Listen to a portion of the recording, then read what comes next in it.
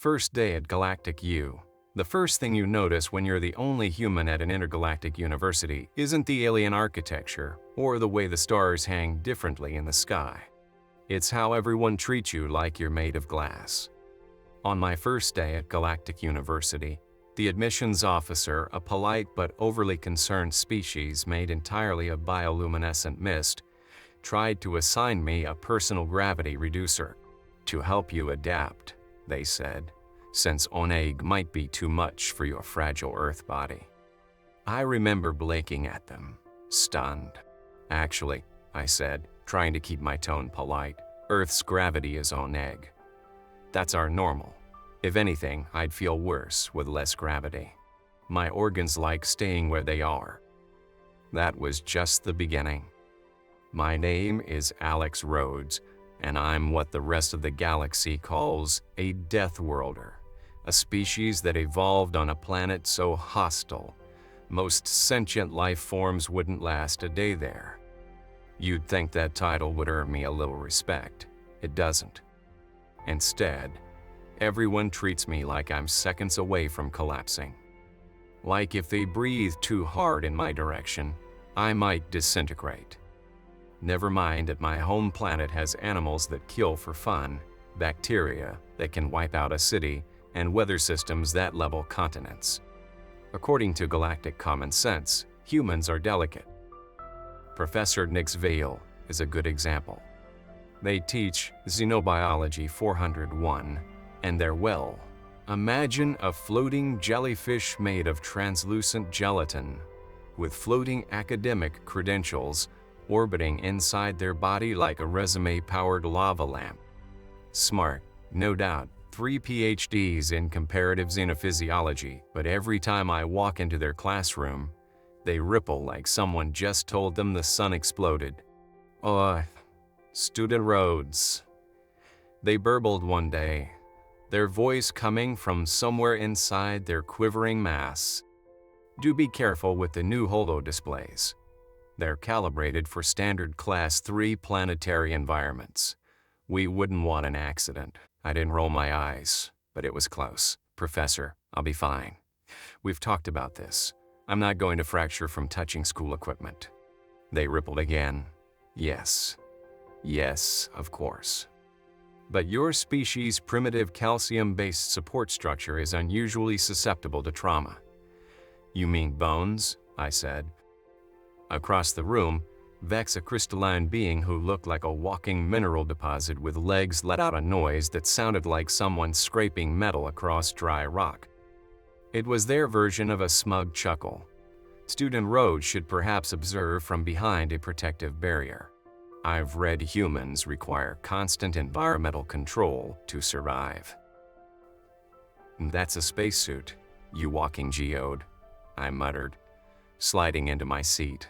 And I only need one in actual space. Zephyr, a sentient crystal formation with a voice like wind chimes, chimed in from the other side of the room. Is it true? Humans have to shut down for 8 hours every cycle to prevent system collapse? It's called sleep, I replied. And bold of you to judge, considering you spend half the week in photosynthesis mode. The only one who didn't treat me like I was seconds from spontaneous combustion was Mio, an empath from a fur-covered species that looked like someone gave sentience to a dryer lint trap. Mio sat next to me, hovering slightly in their personal flight chair, their fur rippling with genuine curiosity, not fear. Alex, they chirped excitedly. I watched more of those Earth nature documentaries you recommended, the ones about microfauna. Those tardigrades, fascinating. Though I am a little concerned about how close the camera crew got to such dangerous megafauna. I didn't have the heart to tell them tardigrades were microscopic. Let them keep thinking the toughest creature on Earth was the size of a hover train. It was kind of adorable. Professor Nix Vale's form finally floated to the front of the room. Their academic degrees shimmered in the air around them like a proud halo. Today, they said, we begin our unit on evolutionary adaptation and natural predators. Each student will present a report on their home world's most formidable hunter, explaining the environmental pressures that led to its evolution.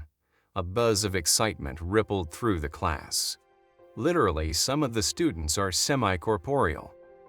Student Rhodes, the professor continued, with that same overly careful tone that always makes my jaw clench. Given Earth's relatively sheltered environment, you may choose to present on one of your planet's less aggressive life forms. Perhaps one of those domesticated endothermic organisms your people keep for comfort. You mean a cat? I asked, raising an eyebrow. If you're comfortable presenting on such an apex predator, of course. I slouched in my seat, a grin tugging at my mouth. Oh, this was going to be fun.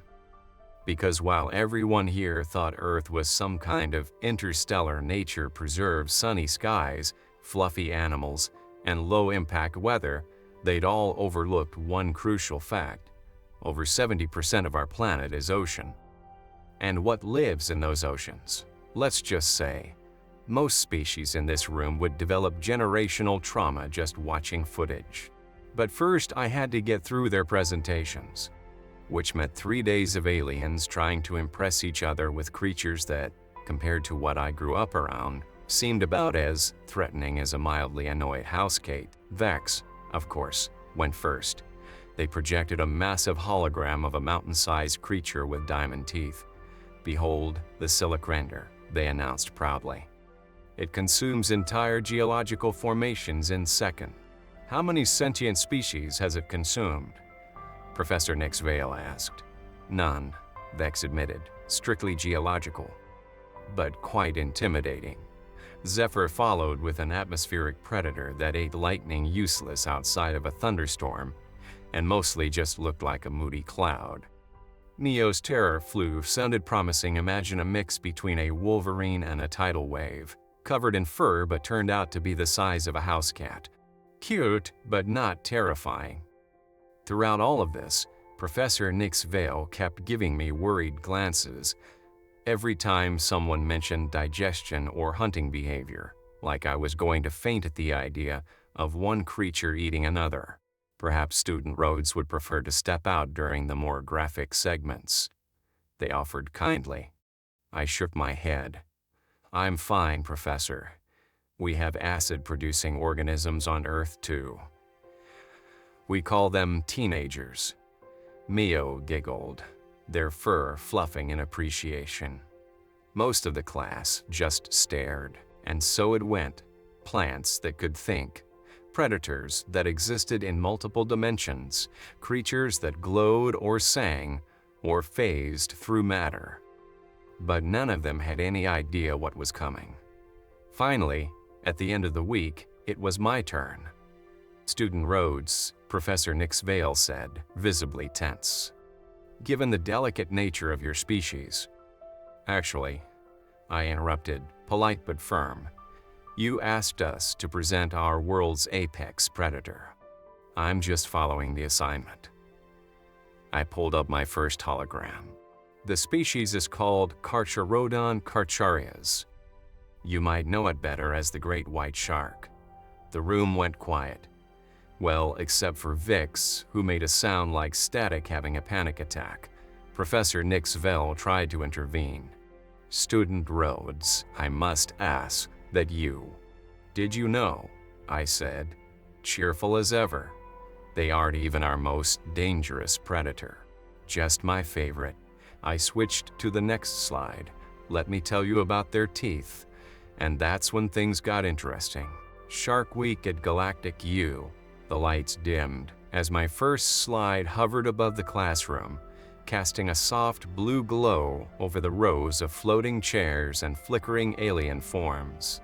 I could feel their attention sharpening, a rare silence settling over the room. Even Vex stopped making smug mineral noises. Let's start with some basic facts, I said, my voice steady. The great white shark Carcharodon carcharias can grow up to 6 meters in length. That's roughly the size of this entire podium. A few murmurs rolled through the class, and Professor Nixvale's translucent form rippled with unease. I caught a few crystalline edges twitching in the direction of the exits. "Size," Vex said dismissively. "Their voice like grinding quartz is not an indicator of predatory efficiency. The silicrander can't detect prey," I cut in, polite but firm. "The shark can." "In fact, let's talk about that." I switched to the next hologram. A high-resolution anatomical scan of a shark's head and sensory organs.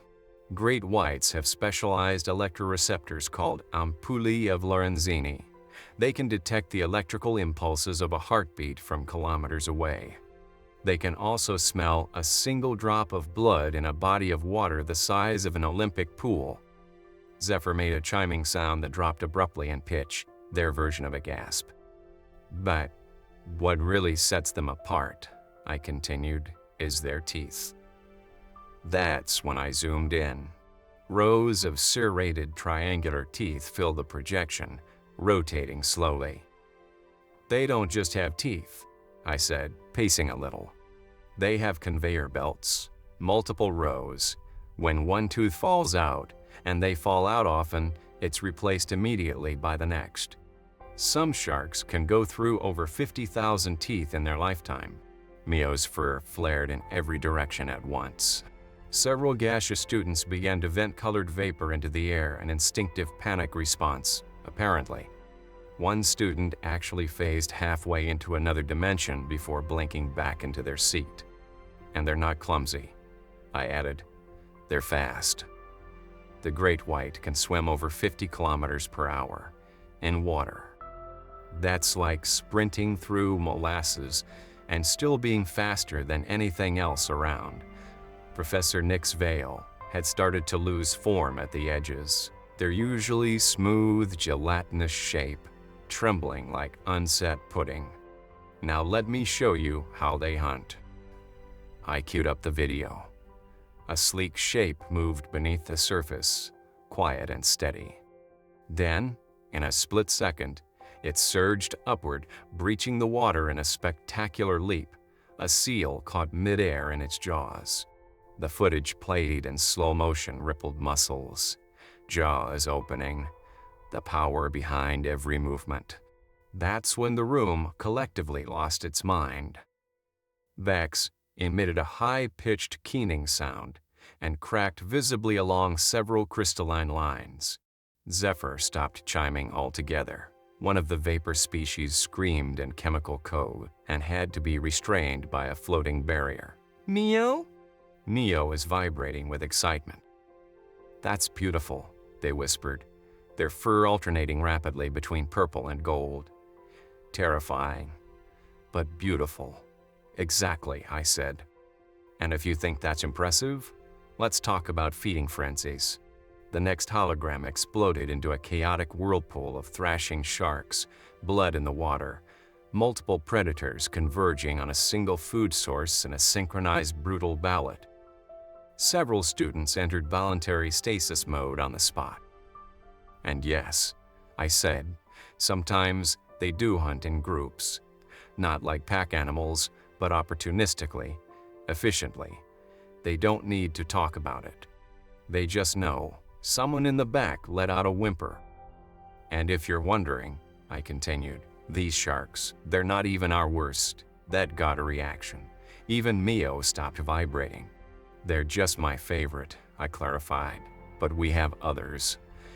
Creatures that live so deep in our oceans, we barely even understand them. Like the colossal squid. Imagine a being with eyes the size of dinner plates, tentacles lined with hooks, and a brain we're still trying to study.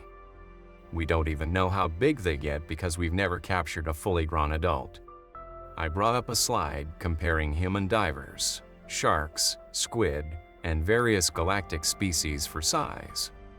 That was the final straw for Vex.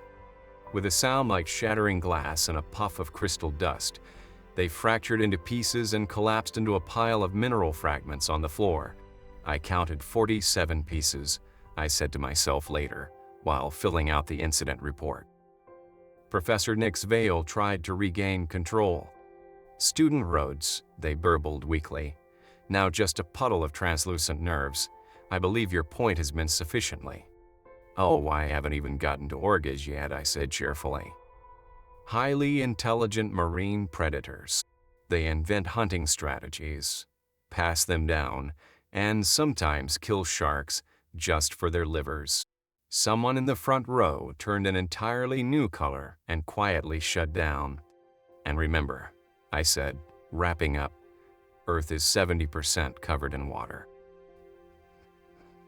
We've only explored about 5% of our oceans. That means all of this," I gestured at the chaotic swirl of teeth, tentacles, and sonar pulses now filling the holofield, "is just what we know is down there." Silence. Then, from the back of the room, a trembling appendage slowly rose. You evolved with these things," a voice squeaked. "The kind that comes with too many teeth and way too much confidence." "No," I said. "We hunted them, sometimes for sport.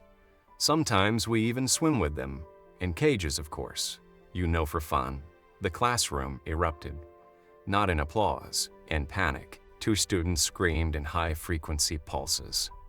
Another launched a localized time loop around themselves. Someone actually tried to file for interstellar relocation mid-class. A 4th began praying probably for my soul. Neo was still filming. "This is incredible," they whispered. "Alex, you're breaking them." I shrugged. They needed to know. Later that night, I was back in the university library, a sprawling, shifting space filled with floating books, intelligent indexes, and shelves that moved when they sensed you were thinking too hard. Mio had followed me again, of course. "I still can't believe they didn't know about sharks," Mio said, watching a slow-motion replay of a breach. I pulled up another hologram. "Most species evolve on safer planets. Less competition, fewer apex predators. They don't need to understand creatures like this." "But they treated you like you were made of sugar," Mio said, still watching the footage, fur rippling. "Like you needed protection." "Yeah," I said, "and now they're filing trauma claims." Mio paused. "You gonna show them the orca footage tomorrow?" I grinned. "Of course." Mio squeaked. "What about the squid? Or that thing with the claws? What's it called?" "The honey. Something honey badger," I said, chuckling. "Oh yeah, that's coming, but I'm saving that for last." By the next morning, the story had spread across campus. In a school full of telepaths, empathic species, and those who communicated via quantum-linked gossip, it was inevitable. The human had broken xenobiology class. Cleanup crews were still collecting Vex's shards. Counseling services were overwhelmed. And Dean Avu, a living equation that occasionally took the form of a humanoid fractal, had already visited our classroom once to evaluate the damage. They looked at Professor Nick's veil, who had melted into a shallow basin, then turned to me. "Student Rhodes," the dean said, their voice somehow both a whisper and a math problem. "Is this a typical representation of Earth's life forms?" "Oh no," I replied. "This is just the stuff we like. You should see what actually kills people back home." The dean flickered in visible distress. Someone behind me whispered, "Did they say actually kills people?" I shrugged. "We've got spiders that can kill in hours, birds that start forest fires, frogs that can kill you just by touching them. It's a miracle we made it to space." And that's when the dean said it. "We may need to revise Earth's classification." By the end of that day, you could feel it in the air. Something had shifted, not just in the classroom, but across campus. At a university where gossip traveled faster than light, literally, in some cases, word spread like wildfire. The human had broken xenobiology, and not figuratively. There were real, tangible consequences. Shattered students, a melted professor, 3 separate applications to be transferred off-planet, and 1 spontaneous quantum singularity in the back corner of the lecture hall that still hadn't completely resolved itself. I hadn't meant to cause a scene. Okay, maybe I'd meant to make a point, but I hadn't expected it to hit that hard. I was on my way back from the campus cafe just trying to grab a nutrient bar and some caffeine when I noticed people staring. Not whispering, not pointing, just staring. Wide-eyed. Like I'd grown an extra head. Or maybe like they were waiting for me to sprout fangs and lunge. One student, a 6-limbed aquatic type, with a floating hydration rig, actually stepped aside when I passed, like I might snap if crowded. That was new. Back in the dorms, I found Mio waiting outside my door, fur rippling with excited energy. They were practically glowing.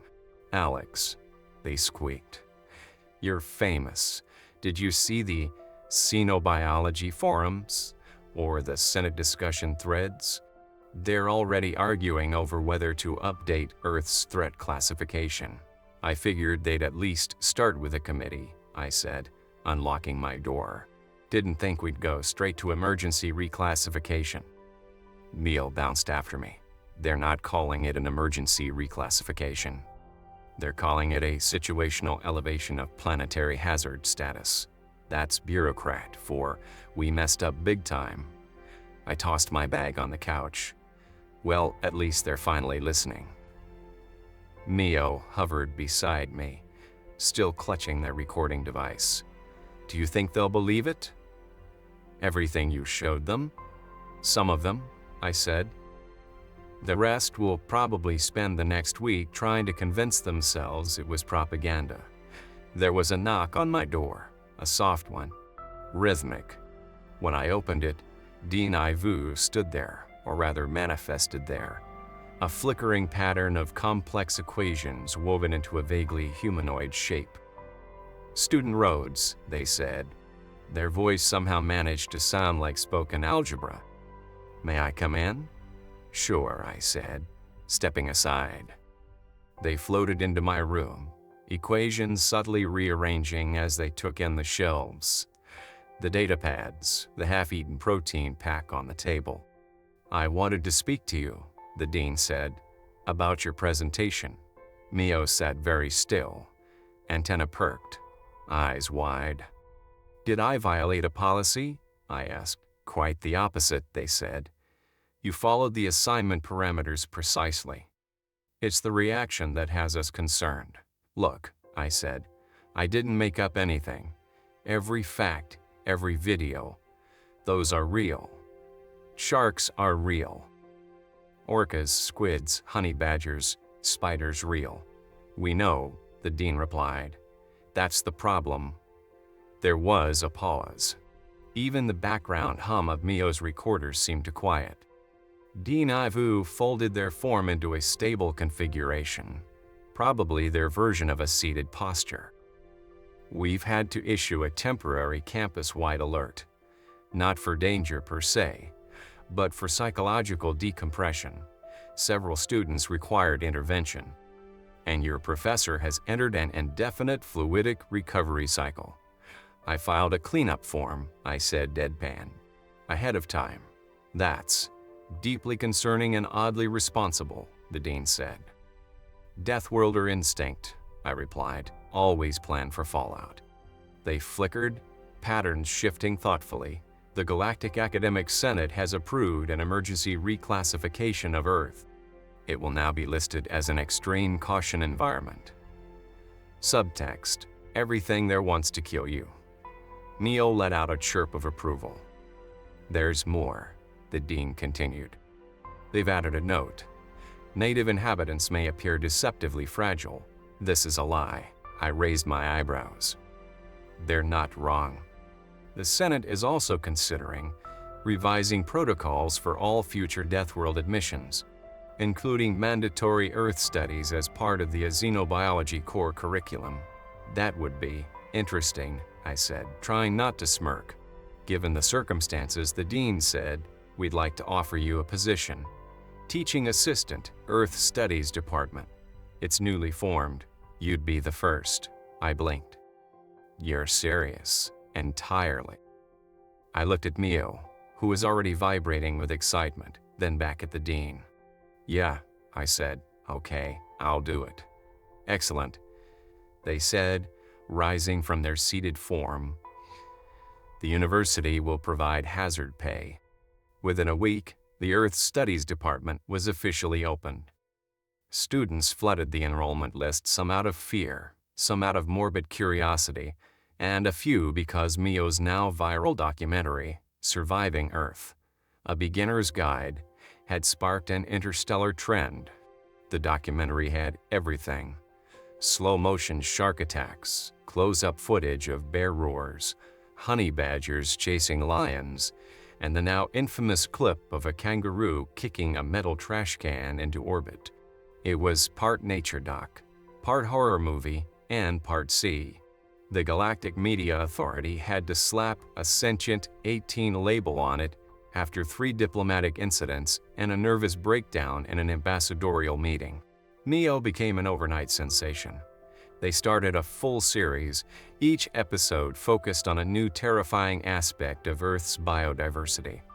The episode on cassowaries led to 5 counseling sessions, and the one on platypuses sparked a heated scientific debate about whether they were real or the result of a planetary glitch.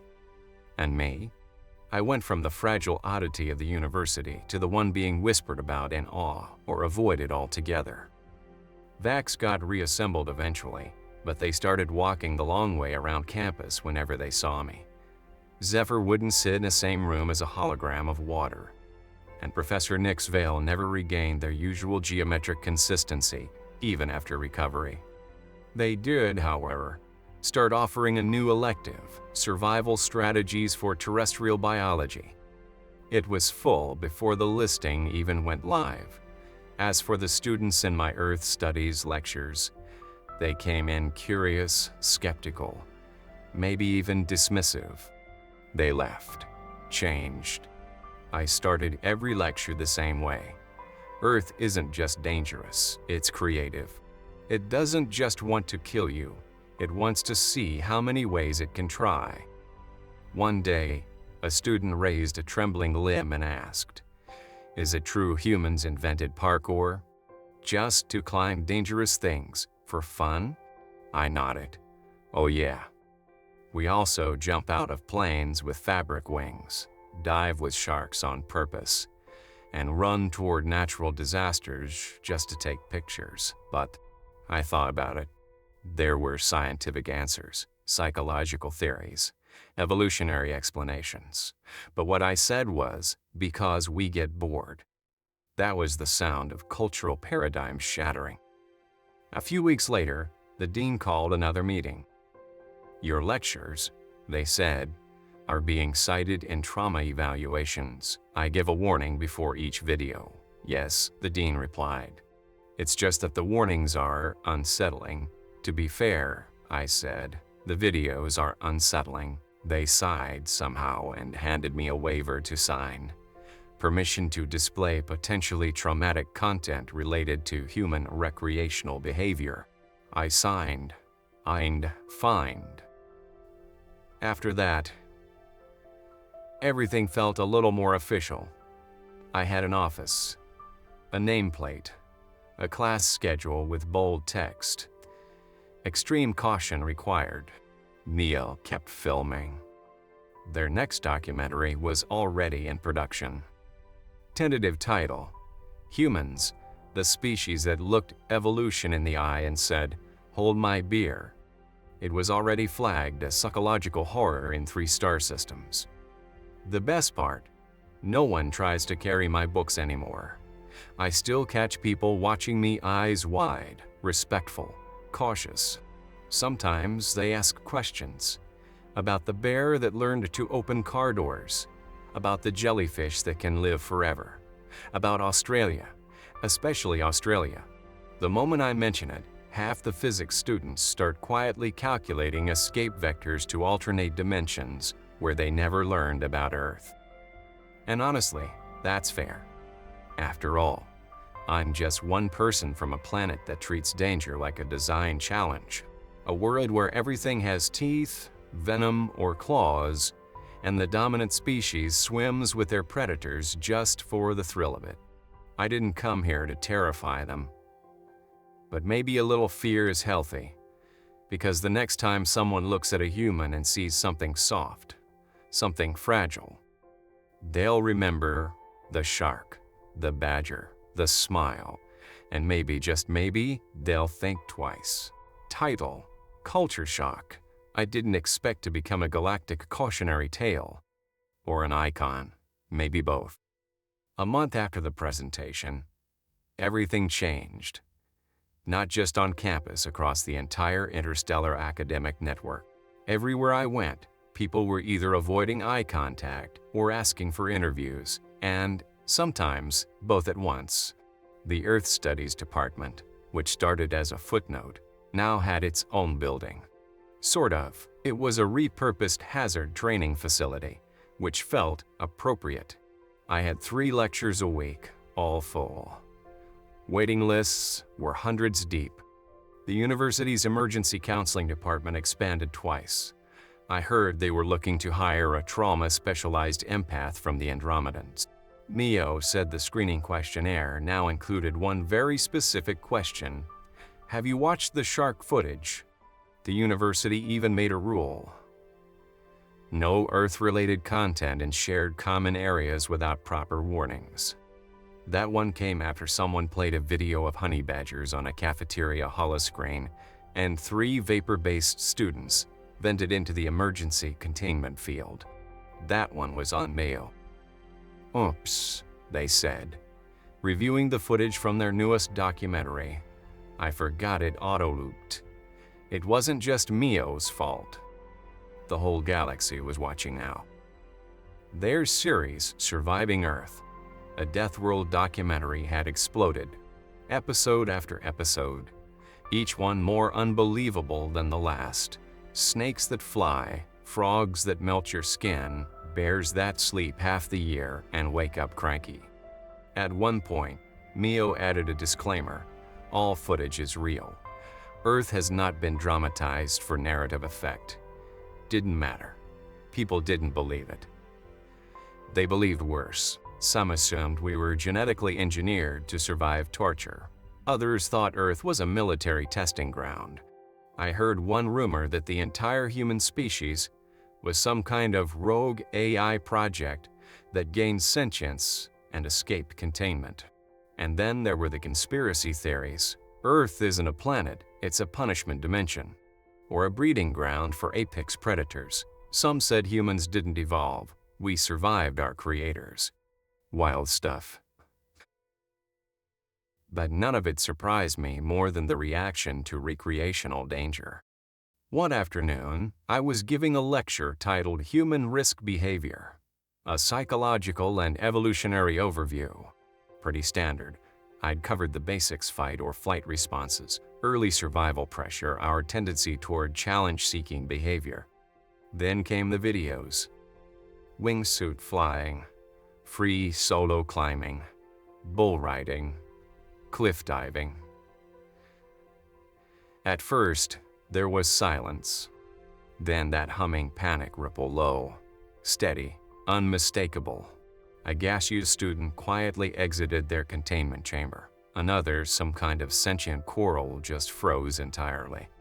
A couple of crystalline students started developing stress fractures again, and one of them tried to submit a formal complaint. Why would your species do this? Someone asked, voice trembling. These actions have no survival value. They're not supposed to, I said. We do them for fun. That set off a wave of horrified murmurs. You choose danger? Another student whispered. Yeah, I said. Sometimes the more dangerous, the better. It's thrilling. We get this thing called adrenaline. Makes you feel alive. You risk death to feel alive, I nodded. Pretty much. A third student asked, almost accusingly, and you film it, share it?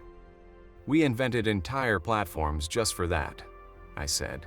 Social media. Some people make careers out of doing the craziest stuff and broadcasting it. The room went still, like no chatter, no chime, no hover quiet. It was unsettling. Then someone in the back asked the question I'd been waiting for.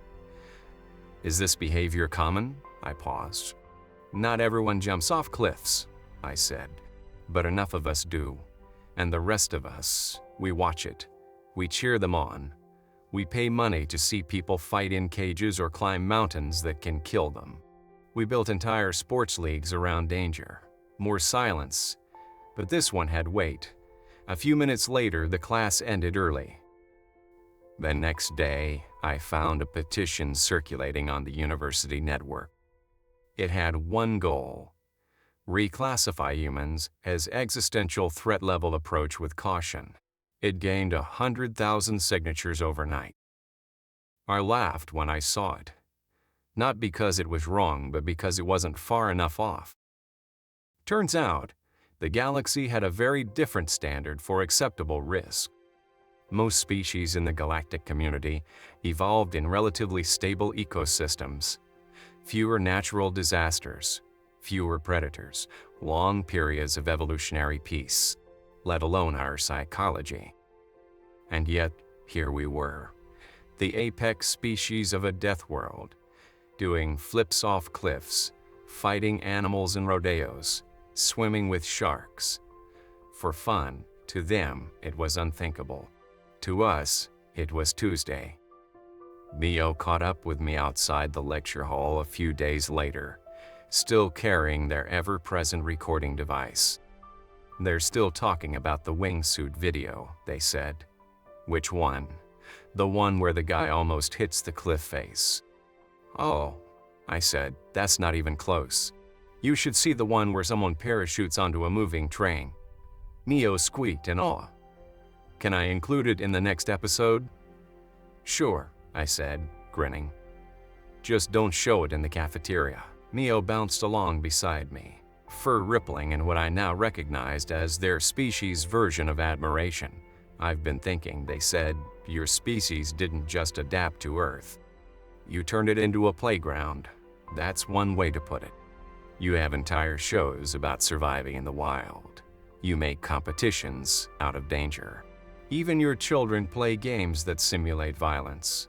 We call it tag. Neo shook their head well, the closest approximation of a head. No wonder you dominate your world. You made danger boring. Later that week, I was called to the dean's office again. Dean Avu didn't waste time. There's been concern from the Senate, they said, regarding your lectures, because of the panic. No, they said, because of the popularity. That caught me off guard.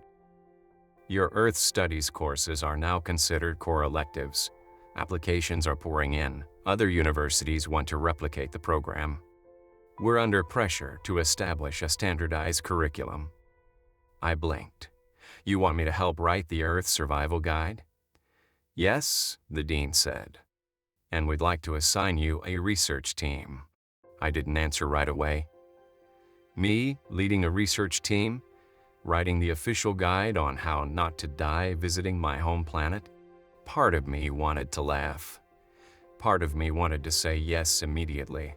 So I did. The guide became an interstellar bestseller. Earth, a field manual for staying alive, was published in 17 languages, plus 3 forms of telepathic compression. Each section began with a disclaimer. All events described are real.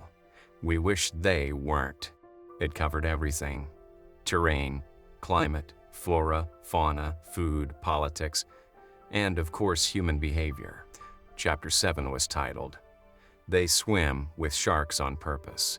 Chapter 10 was just a list of things that could kill you, sorted alphabetically. And the last chapter? It was called, Why They Smile Like That. By the end of the semester, I noticed something strange. No one flinched anymore when I entered a room. They didn't run. They didn't whisper. They nodded. Respectfully, Vex still walked the long way around me. Zephyr still refused to be in the same room as my holograms. But some students started asking better questions, not the kind filled with fear, but with curiosity. Not why are you like this, but how did you survive it? I liked that shift. It meant they were starting to understand. One night, Mio and I were walking back from a lecture. The stars high above us, the path quiet, except for the hum of hover lamps. They looked up at me. Do you think the galaxy will ever stop seeing you as dangerous? I thought about it. I don't know, I said. Maybe that's not the goal. Then what is? That they see us clearly. They understand. Mio nodded slowly, fur shimmering in a soft, thoughtful blue. And maybe learn something? Maybe, I said. Or maybe just respect us enough to stop trying to wrap us in bubble wrap. We walked in silence for a while. Then, Mio asked, do you think you'll ever go back? I looked up at the stars, the same sky I grew up under, now stretched across light years. Eventually, I said. But for now, there's still a lot they don't know, and you're going to teach them, I smiled. Someone has to. The human problem, by the time the second semester rolled around, the galaxy had stopped asking if humans were dangerous.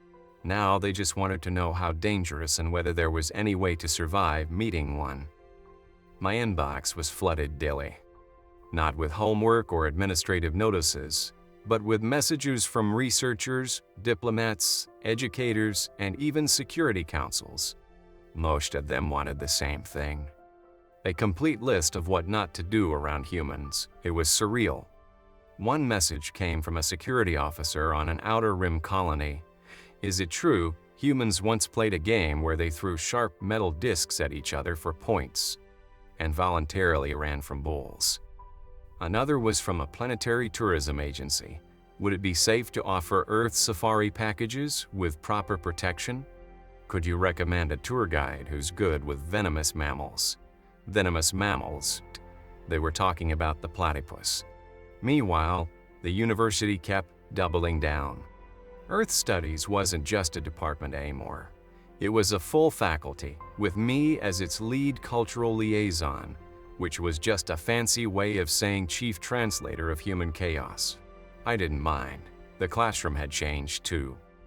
We moved to one of the old fusion bunker lecture halls, built during a brief but memorable period when the university feared weaponized thought experiments.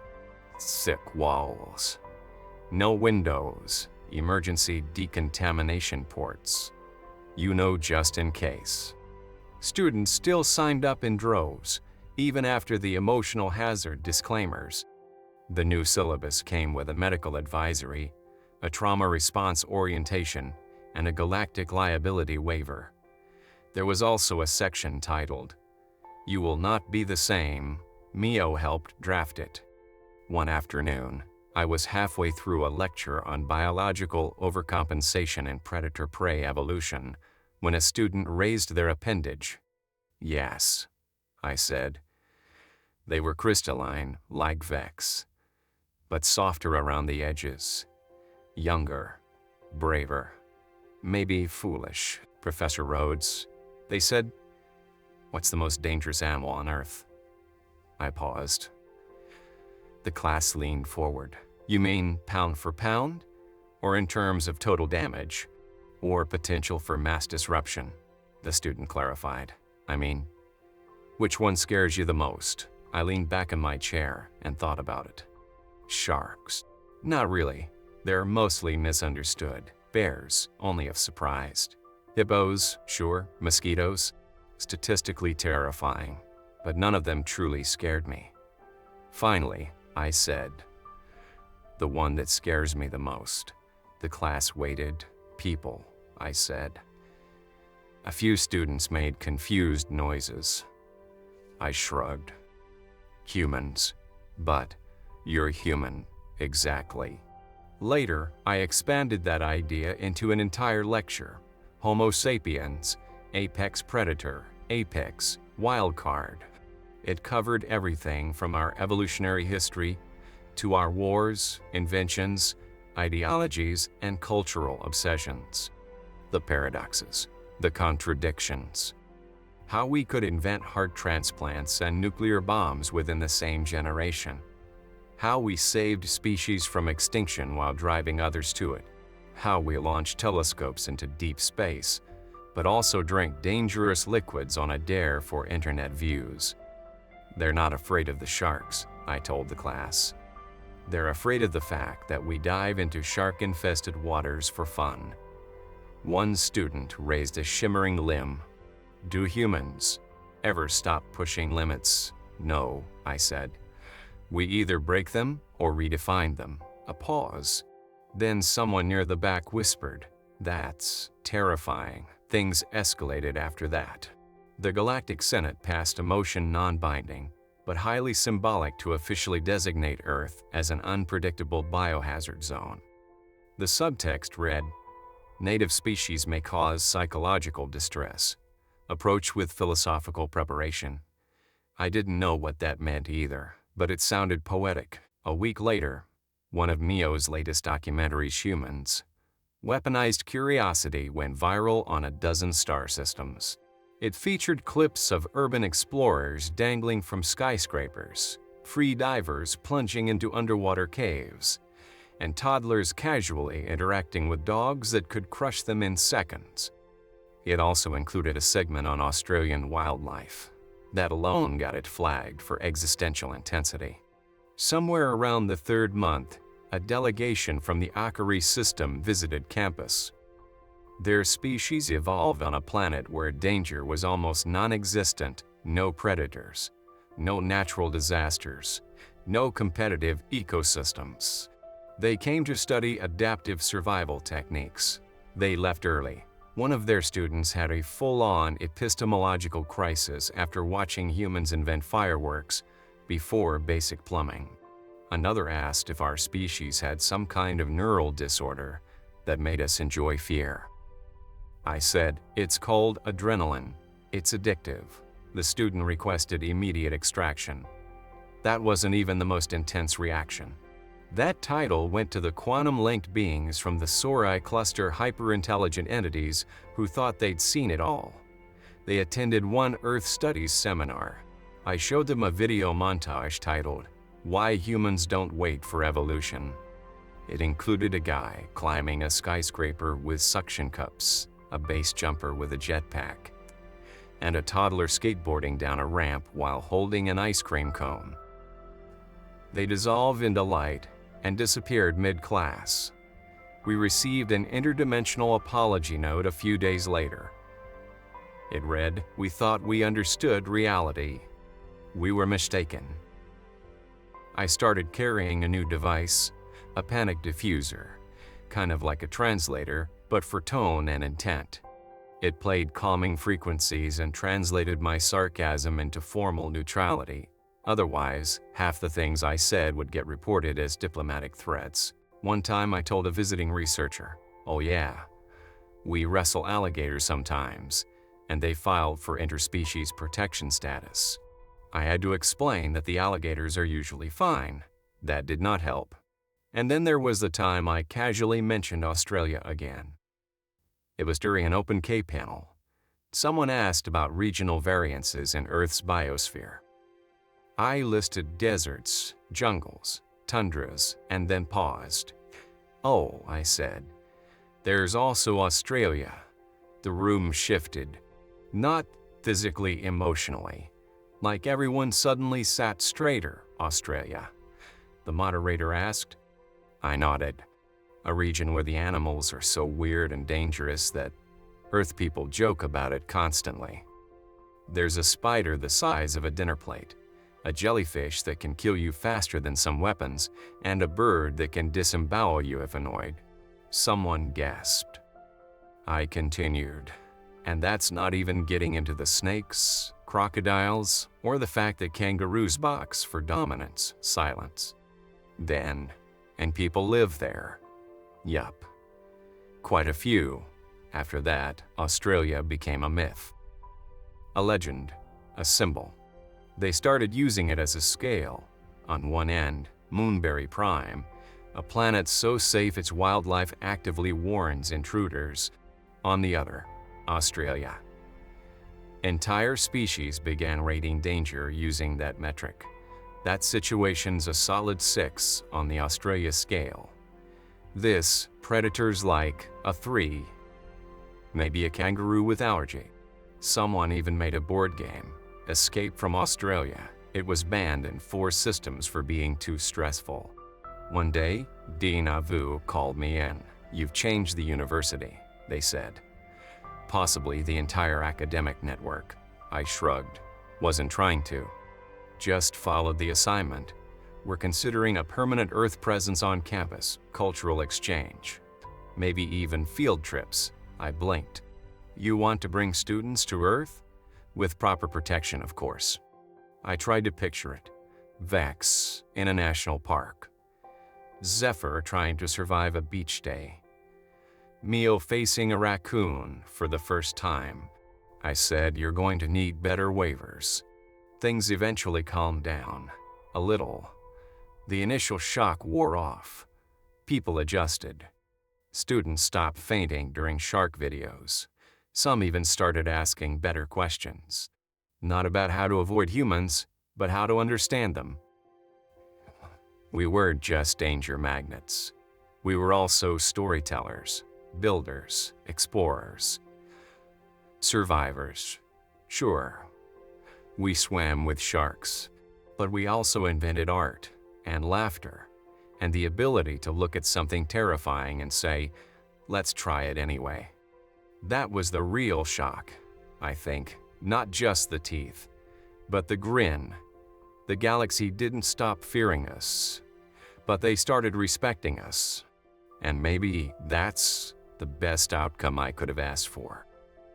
Because in the end, we didn't become infamous because we were dangerous.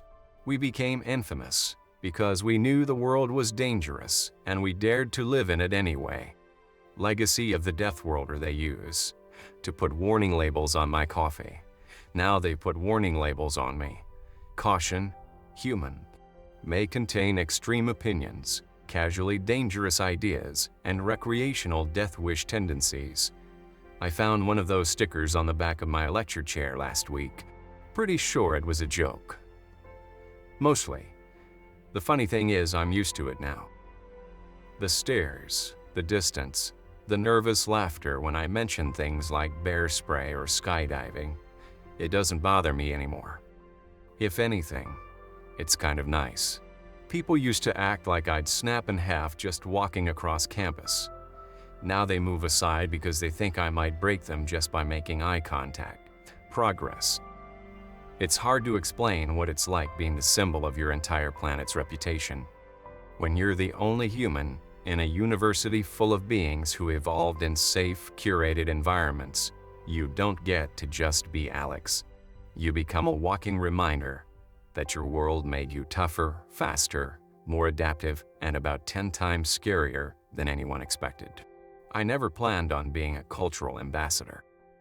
I was just trying to get a degree. Now, I give keynote lectures on adaptive chaos theory and predator normalized cultures. I sit on review panels for interstellar travel guidelines. I've even been asked to help design safety standards for visiting Earth. The current consensus is don't, but for those who must. The manual starts with one sentence. You are not ready. Neo helps with editing most of it.